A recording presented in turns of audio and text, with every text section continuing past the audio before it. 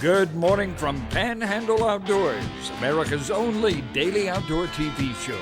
Your source for fishing, hunting, and information for folks who enjoy the great outdoors. Now sit back, relax. It's Panhandle Outdoors. Good morning, folks. Welcome to Panhandle Outdoors. I'm Winston Chester. I'm glad you're with me here on this Monday morning, starting off a new week on Panhandle Outdoors. All kind of exciting things going on, and we're going to share them with you. We've got some couple of interesting guests coming up this week. Let's take a look at our weather, brought to us by Gulf Coast Air Conditioning. Drew Pollard and hard-working crew taking care of our everyday comfort needs. High today, only 86. We're in a cool spell coming through. And the low's going to be a 76, a 10-degree run right there. Water temperature brought to us by Allco Electric out of Lynn Haven, staying about the same, level off about 88 degrees. That's warm right there. Take a look at our Monday moon phase, brought to us by the good folks at Panama City Coca-Cola. We got a half a moon coming up. We got almost a half moon tonight, but coming up Thursday night, and getting ready for the full moon coming up in July. Folks, we're about to wrap up June. Is that hard to believe? June is over with.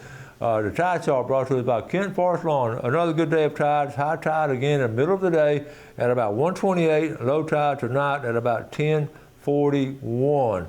And what's important though is that with our wind's going to be seasonable at south-southwest at about, or south-southeast at about 5 to 10. Okay, let's take a break. We'll be right back.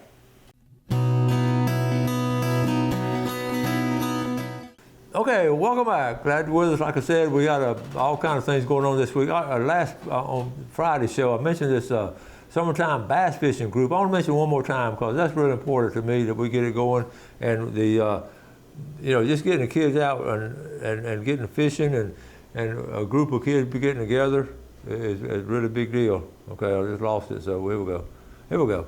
I got it back up. I want to mention one more time, this is Summer Nights Youth Bass Series, again at High Point Landing at Deer Point. They'll do it Thursday nights, just a couple of hours, 6 o'clock to 8:30. It's nice and cool. You see the dates, a little entry fee and trash fish, all kind of, but all the money goes back to the kids, and they're the divisions, 13 and under, 14 to 18, and then college division, 19 to 22. So take them fishing, and so go online to find that out. So anyway, I mentioned it Friday, I want to mention it one more time this summer. Summer Nights Youth Bass Series. Thank you folks for doing that. This is cool. The 2025 July 4th blowout sale. This is down in Blue Water. Folks, if you've never been to one of these, this is something else. This is a real sale, okay? Excuse the pun, they're selling rods and reels, but July 4th and 5th, Friday and Saturday, from 8 to 2. Read that bottom line. First come, first serve, cash only, no returns. Now, I want to talk about this a second. I don't know if they're going to set the tent up in the parking lot. They used to do that, and then they started running out of parking room. I'm assuming they're going to set the tent up. It used to be called the tent sale.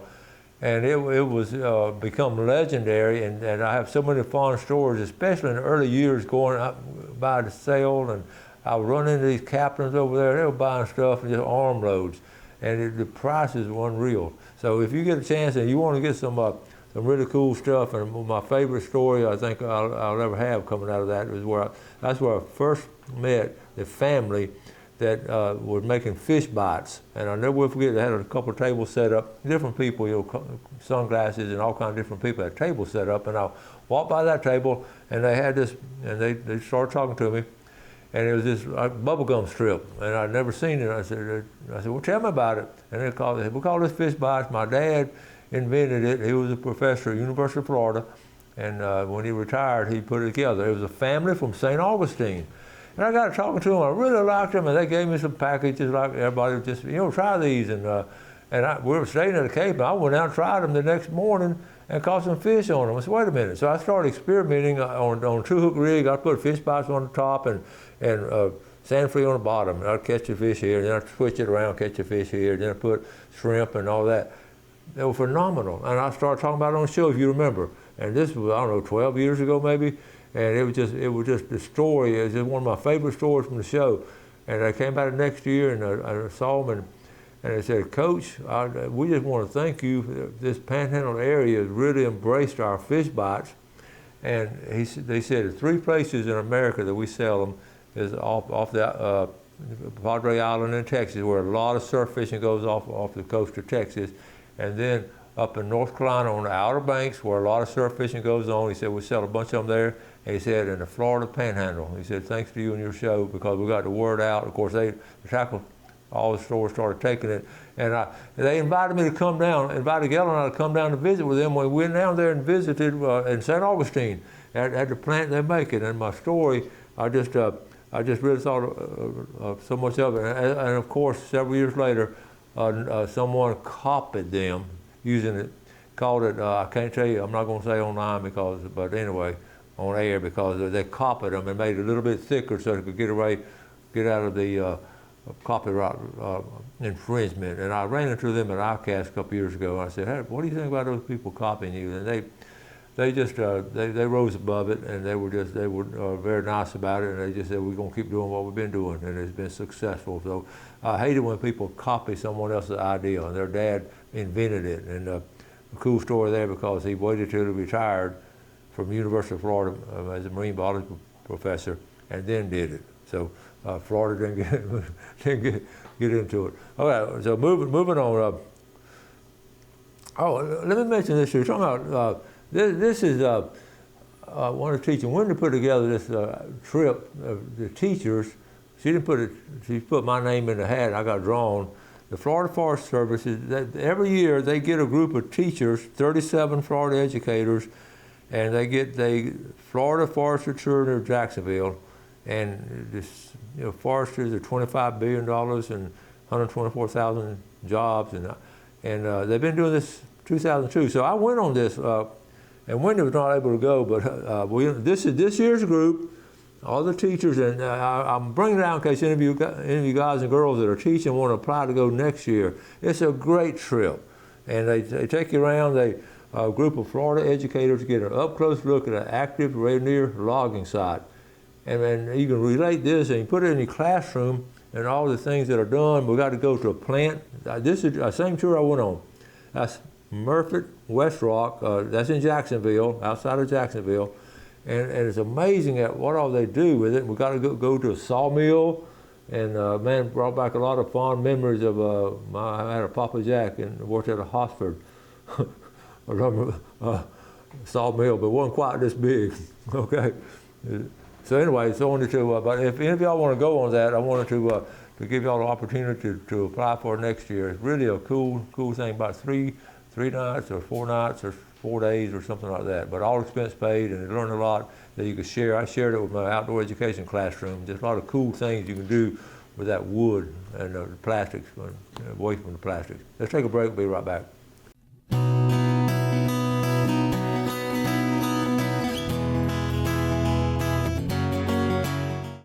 Okay, welcome back. I always like to just go through the so many things you see online and all. I always try to tie into to outdoor activities and try to be careful and all. I ran across this last night, and this I don't know. I hope you enjoy it. Look at this. This is common reasons for summer emergency room visits. And see, there were no outdoor related stuff. Okay, falls, and of course #1, and then motor vehicle crashes and bicycle and pedestrian injuries, heat related. That's the one outside, and burn injuries. But again, the one on heat related would be the only one we could tie in with outdoors. So we talked about staying out away from middle of the day activities in the woods and all, and on the water. And by the way, I did some stuff in the woods the other day, and guess what? I got a tick, and they just come out of nowhere. So be careful, just brushing up against something, and make sure that you check yourself really good, and you don't want to get ticks and red bug. They're bad this time of year, so if you're walking, really, it's not a good time to be in the woods. Speaking of the woods, how about this right here? Protect it before it's gone, and we talk about that a lot. I'm a strong advocate of that, and we're certainly going to have development. It just can be done in a good way to preserve the environment at the same time. But we talked about the biggest threat we have is just when you come in and just clear everything out, and all you see boom, boom, boom, boom, boom. But the beautiful homes and lots, we have the trees on them and all those things. It's important. Okay, now, we talk about tarpon fishing, and I love talking about it because I just get a kick out of it because it's just recently been a recent development. Everybody wants to catch a tarpon now. It used to be a big deal. So I love it when locals catch tarpon. And the Zediker family out of St. Andrew, they've been there 3 or 4 generations, and they some of the early Zedekers actually built some boats there close to Oakland Terrace Park. This is Kenny Zediker. Kenny, John Van posted it, his buddy, John went to Bay, Kenny went to Mosley. Congratulations to my old buddy, Kenny Zediker, on getting his tarpon today. I would never mention the fact that he was way overdue. Good job, cuz. Okay, so here he's in the water, but these pictures are great. I mean, you get in the water with it, and you get to have a personal relationship with it. But the coolest thing of all, is getting to release it like that. So he's getting in the water. This is right off of right out here. Isn't that beautiful water here locally? And then he gives it like a shove and it takes off right there. And Kenny's a good guy, and I really enjoyed seeing these pictures right here.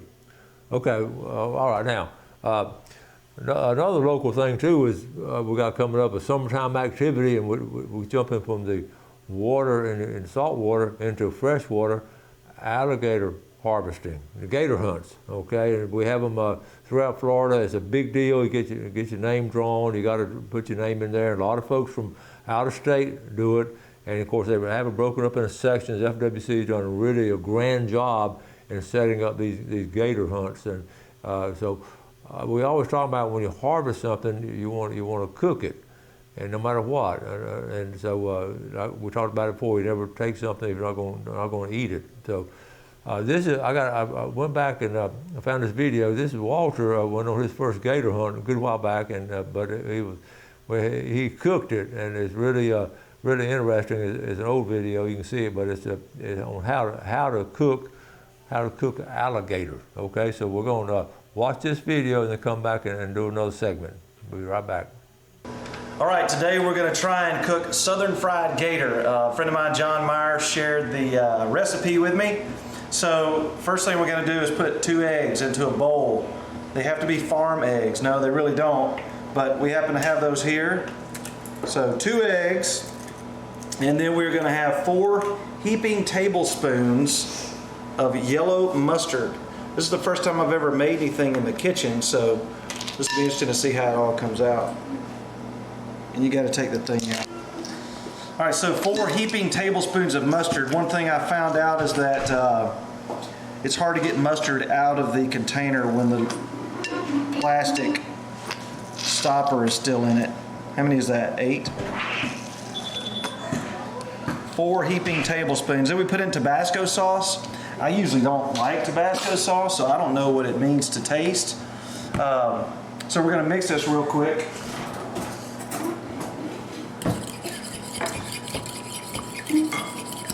Along with Tony Chacheri's special seasoning. Tony's a friend of mine back from Mississippi. Not really. I don't know how much to put into this. Yeah, that's enough. It says on the... Okay, y'all need to do what I said. Okay, that's good. 18. That. So I'm stirring up the eggs, the yellow mustard, the Tabasco, and the Tony's. And then I will take the gator that we've had soaking in milk, take those individual pieces. We've got them cut in 1-inch pieces. And soak those in the sauce. So we'll have that there, and then we'll combine it with our flour and then put it into our oil at 375 degrees. And we cook these until they are golden brown after we dip them in the flour. All right, so now that we have our mix ready, we're going to dip it in the flour, roll it in there to give it a good something to adhere to in the fryer. So these are 1-inch gator pieces, and this gator is out of Deer Point Lake. This is the first year I ever went gator hunting.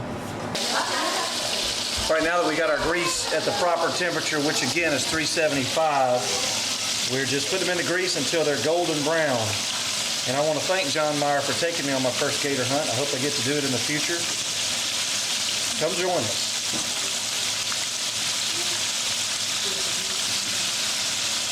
How was the gator trail, Matthew? Good. Good. Where you going? Walter, how'd you like to go? The cook has a lot of work to do. The cook? He does? Lynette? I enjoyed it, thank you. Mama, how'd you like the gator tail? I couldn't eat it. You couldn't eat it? Okay. Sue? That's what's It was tough. Greg Jordan. Yeah. Greg Jordan, how'd you like that gator? Gator connoisseur is good. Well seasoned. Well, Susan? Yeah, tastes like an 8-footer. Tastes like an 8-footer? Yeah, 8-footer. Jill, did you eat any?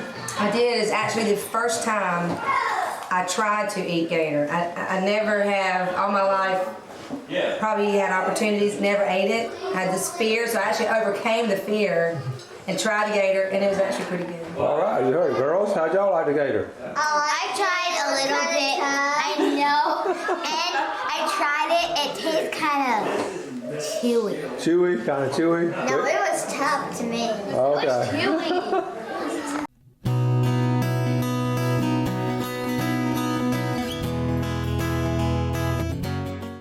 Okay, welcome back. Hope you enjoyed that. In case you get a gator this summer, you know how to cook it. That was good seeing that old video like that. I wanted to, all year I wanted to do some vintage video. This is our 20th anniversary, and to try to find some old ones. I've got a lot of them saved. Some I couldn't recover, but we're going to try to recover. Some of them are classics to me, and I hope you enjoy them. But cooking a gator. So listen, one thing you got to be aware of. Let's show fishing game times real quick before we get back to it. Brought to us by Blue Water Outriggers, 4:02 to 6:02 this morning, and this afternoon 4:23 to 6:23. And I wanted to show this right here. Well, we're talking about the summertime. Every year I talk about this, and usually beginning of summer, about lightning. And man, we had a bunch of lightning last week, and everyone in Panhandle, because I watched it on the radar, and we got bombarded with lightning strikes. It made me think, wait, I hadn't talked about lightning this year because it's so important. So I started looking stuff up. I just got, this was last week right here. This is WFLA, that's around the Daytona area, I believe. Deadly lightning strike, a 29-year-old man on his honeymoon died after he was struck by lightning while standing in ankle-deep water on a Florida beach. And so I found that. And this was a radar from one of our TV stations about a storm that came through last week. And what I have circled, you see all the lightning strikes all over the place, to the right, around east of Weewall. But then you have these lightning strikes that just come out of nowhere. It's not that cloudy there, that lightning strikes come. Those are the ones that scare me, because you don't know what to expect. You see the big storm coming, you know you're gonna have to get out of there, but before the storm comes, you get these local strikes right here. Okay, this is up here, this is in South Carolina. This was last week now. 20 people were injured Tuesday by a single lightning strike at Lake Murray in South Carolina. It was 8 adults and 12 children. There are no fatalities in that, so it didn't hit directly, it just hit close by and injured them. Again, all last week. So then I looked up, of course, to look up all the, this is interesting, on the 20 people, this is going down, believe it or not. On the 20 people a year lose their life to it, okay? Of course, a lot of them are injured. But look at that bottom line. For example, in the 1940s, several hundred people were typically killed each year by lightning. I remember that. Now, the average number dropped down to 20 per year. That was really interesting. And then it talked about just different ones on storm data. And now this source right here had an average of 43 from 89 to 2018, had 43 fatalities per year. That's from the National Weather Service, so that was interesting too. So there's a little discrepancy. Of course, here they are, the deadly dozen. This is where we fit in, outdoorsmen. Activity, of course, most deaths, lightning deaths, 42 of them. This is between 2006 and 2024. Fishing at 42, 9%, and then being on the beach and boating, and then going down, farming or ranching out there in those fields, and then camping. Okay, we do all of those basically, except farming and roofing. I never thought about roofers being hit, but I could see that happening. And riding a bicycle, motorcycle, ATV, social gathering, just out at picnics. Then construction, and for bottom is golf. at 14. So anyway, that adds up that many, the deadly dozen right there, those 12 right there, and there's some scattered ones. And I was gonna ride my bike one afternoon last week, and I didn't because of the storms getting close by, because I always heard if you're moving target, like in a car or something, if you're moving, it's not supposed to, it won't hit you, but then you saw the bicycle fits right in there in that deadly dozen right there. So this is Lightning Awareness Week. We really wrapped it up. It really this past week was Lightning Safety Awareness Week. They actually have a week of it. So this was this past week, and so basically, you know, what the tips on what to do, and we know them. Just get out from the weather and get indoors. And it says this over and over. If you hear thunder, go to a safe place, and don't forget about how they develop, and remain inside for 30 minutes. It's talking about, but this all these. I think this is why the death rate is going down on them, because a lot of people are getting inside now, and plus the big thing you can see on radar when it's coming too. So that's a big deal. And if you're outside, sometimes you're outside, you can't help it. So try to get out of an open area. Don't be the tallest object in the area. And of course, stay away from trees and towers and poles, okay? And stay away from metal. It's just some great activity. I'll be reading this to my class today if I had them, and make sure they understood it, because if you're struck, and what happens if you're struck, then, you know, of course, call 911. Usually it's going to be cardiac arrest. It's going to be the cause of it. So begin CPR if you train. That's something we all need to do. If there's an AED close by, jump on that and get that. So lightning can strike twice, so don't stay in the same area. So anyway, so if you're basically when thunder roars, go indoors. Now I thought that was a good catch one right there. If thunder roars, go indoors. How you like that? So anyway, just want to, I do this every year, every summer, talk about the lightning. So be careful out there. Got to wrap it up for today. Some special guests coming tomorrow. I'll do something good for someone else today. Have a great day. Enjoy the outdoors. Let's take care of it, and God bless. Thanks for watching America's only daily outdoor TV show, Panhandle Outdoors with Winston Chester, featuring hunting, fishing, and other activities and information to help you enjoy the great outdoors. Join us next time for Panhandle Outdoors.